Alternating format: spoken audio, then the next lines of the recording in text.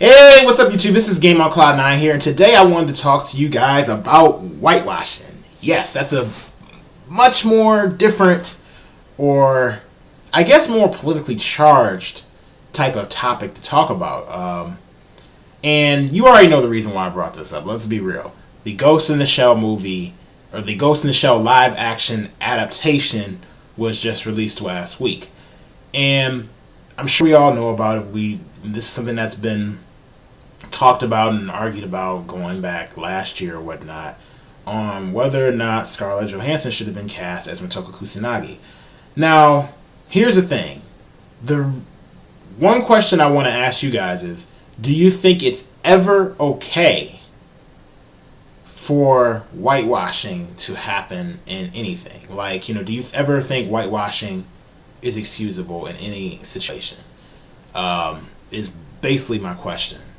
The reason why I mention this is because I, for example, never can't stand usually when whitewashing happens in material. I feel like you should always try to stick as close as you can. I mean, sometimes you have to change some things in source material, or not source material, but in the adaptation. That's why it's adaptation. But I feel like you should try your best to stick to what you can when you're trying, or the source material when you're adaptating something. And I feel like it's all too often that you always see that whatever the character is, they change ethnicities in whatever format it is. And to be honest, I can't stand that usually. But when it comes down to the Ghost in the Shell movie, the argument that people would make is that Scarlett Johansson is a big name actor. And as we all know, the Ghost in the Shell movie had a little bit more money put into it, and in my opinion, was taken a little bit more seriously than when you look at like DBE or Last Airbender. I mean, it definitely was taken more seriously than DBE. That's no question. The budget was higher and everything. So, with that being said, I kind of wonder if that is somewhat excusable if you're using if the whole argument is based on the fact that you got a big name actor. Only because with anime not being, anime's mainstream, but it's not mainstream. With the fact that like your average Joe hasn't probably watched Ghost in the Shell. Like, let's be real here. It's a lot harder to get people to just get up and go see that. Of course, the fans are going to be down to see it. But it's a lot easier to latch on people with a name like Scarlett Johansson because people may have at least heard of the name or whatever. They may take it more seriously, and she herself has her own fan base. I feel like the movie, because I went and saw the movie, and I feel like the movie overall was a decent movie. I feel like had nice visuals. I don't feel like they treated it extremely poor or anything like that. And funny enough, I don't really want to spoil anything in case anybody hasn't seen it yet or whatnot. Like, I actually went out and seen it, but I feel like they still did try to give a little nod to, how Motoko, or I guess what Motoko Kusanagi actually is, if you get my drift. That she is Motoko Kusanagi, and not something else. But at the same time, I'm like, sometimes it just feels like it's just, why not just completely go to, just go the full mile? Now, if you look at a movie like, for example, Pacific Rim, a lot of people mentioned why didn't they get Rinko, the woman who did, who played the woman that, I forget what the name of the character was, but basically the woman that was in one of the main protagonists in Pacific Rim. Why didn't they get her? She's Japanese, etc. She could look the part.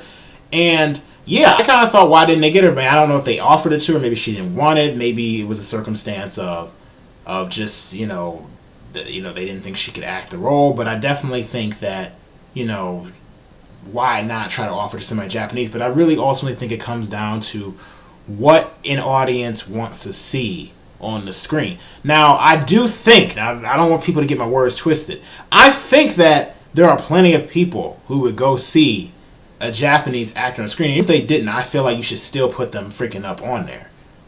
But honestly, honestly, I'm gonna be real with you guys. Usually, I feel like black people have it the hardest when it comes down to different groups because I mean, I'm black and I know about this kind of stuff, and other people know about this, and etc. But I mean, when it comes down to acting or that sort of thing, I actually feel like a lot of other ethnicities have it even harder than black people. At least when it comes down to the whole entertainment industry thing, because I really don't know a lot of like big name Asian actors that are like American or like in the U.S. or whatnot. And I do think that's a bit of a problem. I do think that it's not a good excuse to say, well, this person's not a big enough name. Now, could you say that this could have been somebody's debut? Yes, I think that's the way you could have went for it, was give them their debut.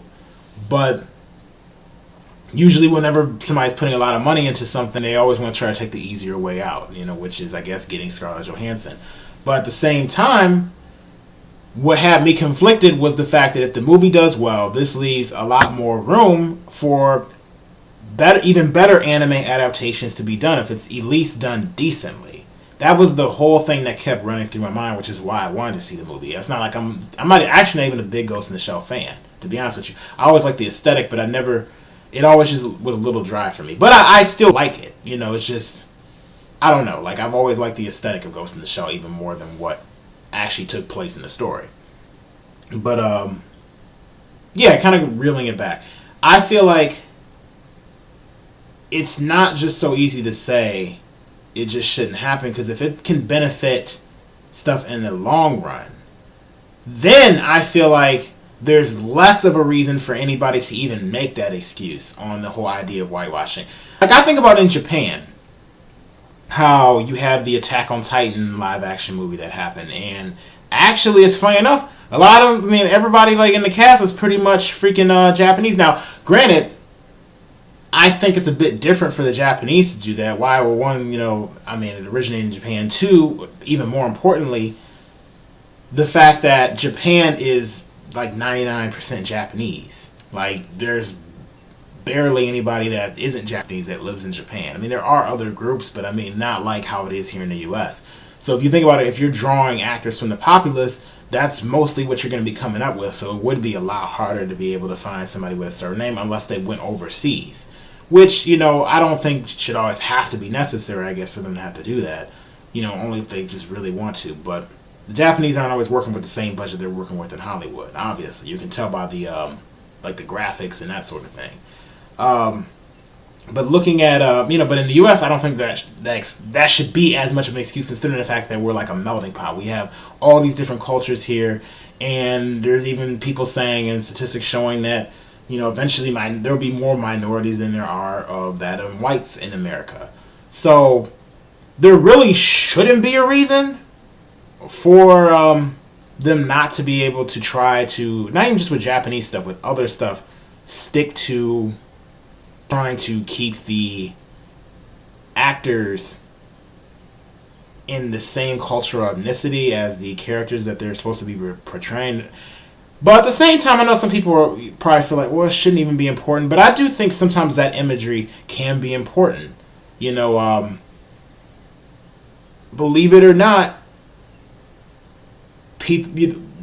what you see in front of you on a constant basis can play a role in, how you view yourself a little bit.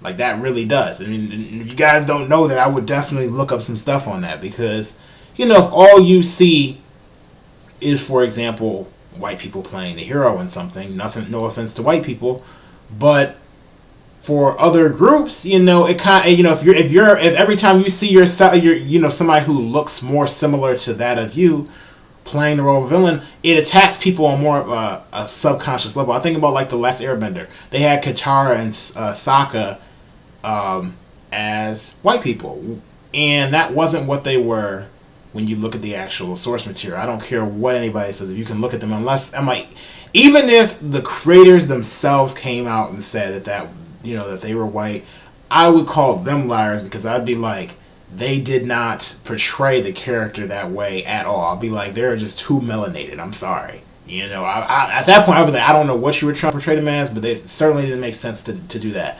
And that obviously wasn't what the creators are doing. I mean, I feel like they kept the show pretty culturally diverse. So, I mean, not saying that there aren't some characters that are open to interpretation, which is fine. If it comes down to that, then okay, I can see that.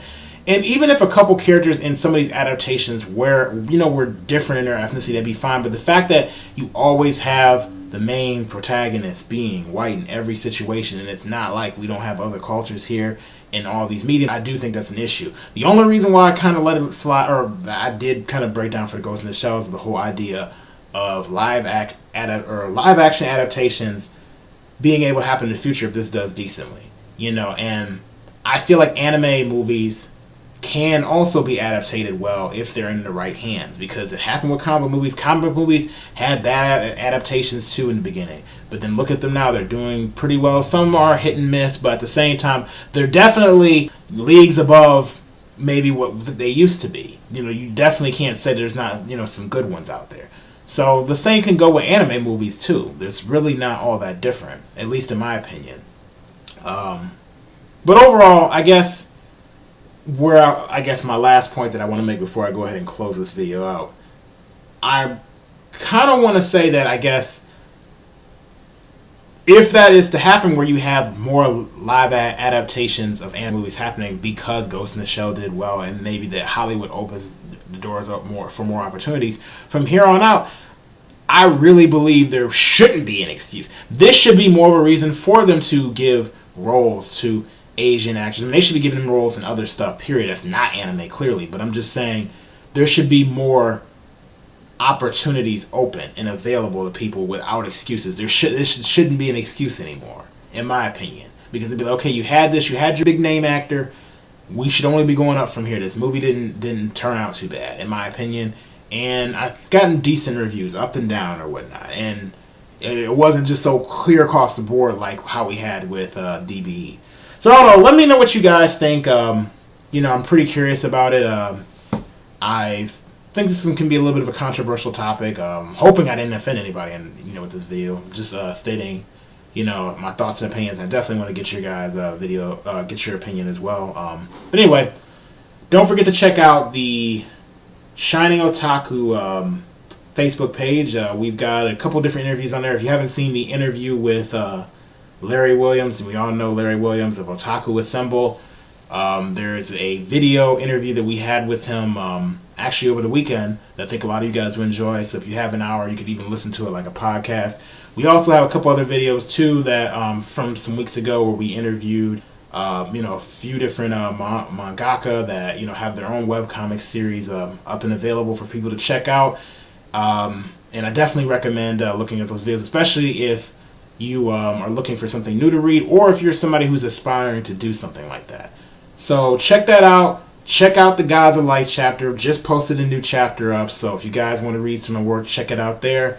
And you guys will be getting another video from me later on this week. I'm debating on whether or not it's going to be. I still need to give you guys those Naruto videos because, after all, this channel started on Naruto. So it would not be right if I didn't give you guys my final thoughts on the Naruto versus Sasuke in the anime, which even though that's happened months ago, I still feel like I should give you guys my direct thoughts on it, different than anybody else's.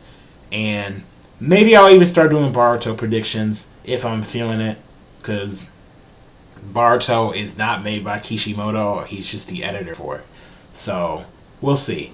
But anyway, thank you guys for watching this video. I hope you guys did enjoy it. Leave your comments down below. Let's talk about this.